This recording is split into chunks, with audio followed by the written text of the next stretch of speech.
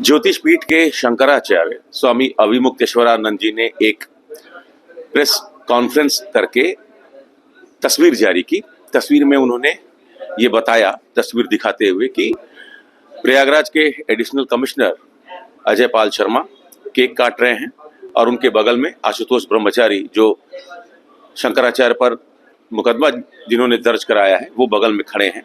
और शंकराचार्य ने तस्वीर दिखाते हुए कहा कि जब ऐसे अधिकारी होंगे, ऐसे पुलिस वाले होंगे और वो भी अधिकारी के पद पर बैठे हुए, तो जांच कैसे फेयर होगी, इसको लेकर उनको आशंका है।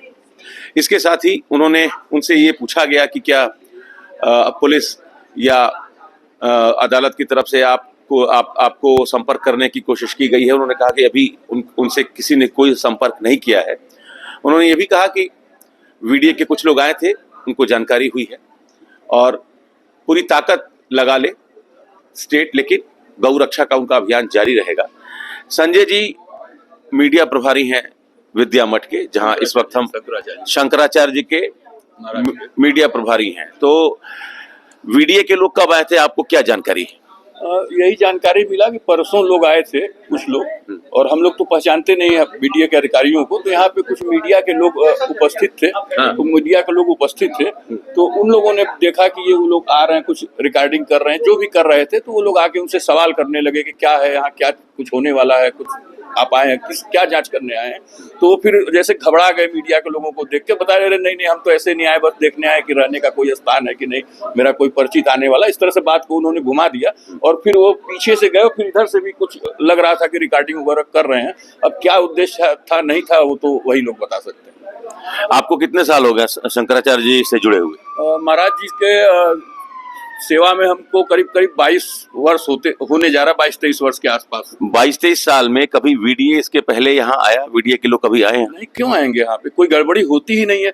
महाराज जी देखिए, सनातन धर्म के सर्वोच्च धर्म गुरु हैं, और वो गलत न करने का लोगों को सलाह देते हैं, प्रेरणा देते हैं, आचरण ठीक रखने का, शुद्ध रखने का देते हैं। तो यहाँ क्या गड़बड़ी होगा, आप बताएं, क्यों कोई आएगा? तो क्यों अब टीम आई है, क्या लग रहा है? क्योंकि गौ माता के प्राणों की रक्षा के लिए महाराज श्री आवाज उठा रहे हैं और गौ माता के गोकशी को बंद कराने की बात कर रहे हैं। लेकिन दिक्कत ये है सरकारों के सामने कि वो चंदा वगैरह लेती हैं, लोग बीफ कंपनी कई हजार करोड़ का चंदा लेती हैं, जानकारी में आता है। तो वो बंद कर देंगे तो पैसा नहीं मिलेंगे। उस पर से जो गोकशी करते हैं, जो मांस है, विदेशों में उसको एक्सपोर्ट करते हैं, भेजते हैं विदेशों में, तो उससे भी पैसा मिलता है उन लोगों को।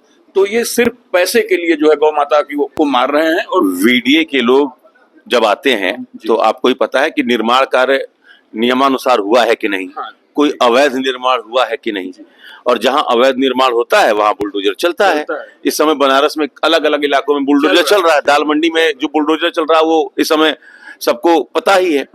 तो आपको लगता है कि यहाँ बुलडोजर की भी कार्रवाई करवाने की स्थिति में है क्या प्रशासन? यहाँ कुछ गलत तो नहीं है, लेकिन सत्ता है, उनके पास शक्ति है, तो वो कुछ भी कर सकते हैं।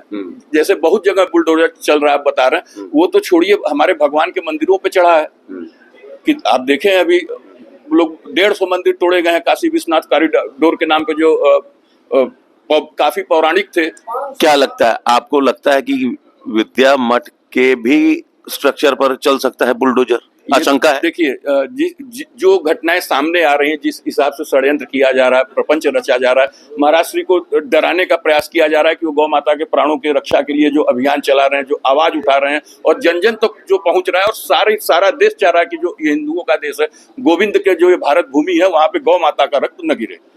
तो उसको तो रोक नहीं पा रहे हैं, तो वो फंसा रहे हैं, कर रहे हैं। तो क्या कर देंगे? ये तो कुछ भी कर सकते हैं ना, निरंकुश हो गए हैं। अंकुश जब हट जाता है, तो व्यक्ति जब निरंकुश हो जाता है, उसको डर खत्म हो जाता है, तो वो कुछ भी कर सकता है। वो क्या करेगा, ये तो कल्पना। एक श्लोक आपको हम मतलब उसका भावार्थ बता रहे हैं कि एक जगह लिखा हुआ है कि राजा के मन में क्या है, चित्त उसका कैसा है, कब अच्छा है, कब बुरा है, कब आपको पुरस्कार देगा, कब आपको फांसी पे लटका देगा, ये भगवान भी नहीं जानते हैं।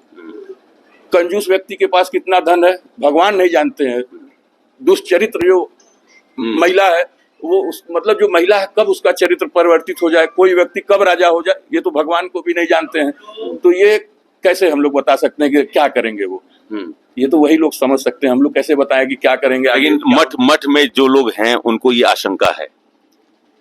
अब कहने वाले कह रहे हैं आशंका क्या है, दरअसल ऐसा है ना कि अब आशंका का इसलिए नहीं है क्योंकि यहाँ 22-23 साल में पहली बार वीडीए की टीम आई। इतना मजाक नहीं है, ये हंसी का खेल नहीं कि आप आगे, ये शंकराचार्य भगवान का आश्रम है और सनातन धर्मियों का ये गर्व है। आप यहाँ एक अगर बिना गलती से कण भी उठाने का प्रयास करेंगे ना तो उसका परिणाम भी आप समझ लीजिए क्या निकलेगा, आप भी कल्पना नहीं कर सकते। अपने शक्ति के अहम में ना ऐसा कोई कदम मत उठाइए कि जिसका फिर खामियाजा आपको भुगतना पड़ जाएगा, ये भी समझ लीजिए। चलिए, तो विद्या मठ पर वीडीए की टीम पहुंची।